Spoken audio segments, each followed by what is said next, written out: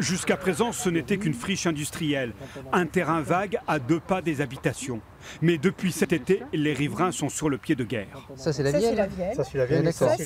Ça, c'est l'Ozette et ça, c'est la Valoine. Voilà. Le site pourrait devenir une unité de méthanisation, 72 tonnes de matières à transformer en gaz quotidiennement, des nuisances forcément et des inquiétudes qui s'expriment par la voie légale. Moi, je suis allé voir le commissaire enquêteur samedi. Et donc j'ai commencé à discuter un petit peu avec lui. Ça m'a permis de recibler un petit peu comment je vais organiser mon courrier que je vais lui faire. Mon acte à titre personnel, et si je dois résumer à une seule chose, c'est les odeurs. L'enquête publique est une obligation administrative, sous l'autorité de l'État, mais mise en œuvre par les communes dont Limoges. Alors tu trouveras ici l'ensemble du dossier de demande d'autorisation unique pour la centrale biogaz de la Rivière, qui est soumise à enquête publique. Tout y est, y compris le registre des doléances.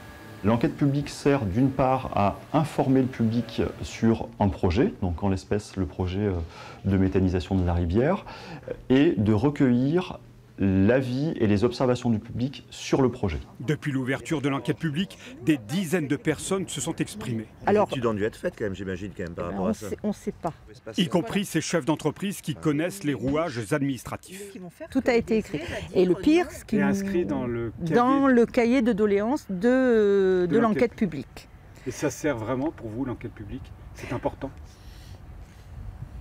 La procédure prendra fin le 24 octobre. Ensuite, le commissaire enquêteur rendra ses conclusions. Mais c'est l'État qui dira si oui ou non ce projet est crédible.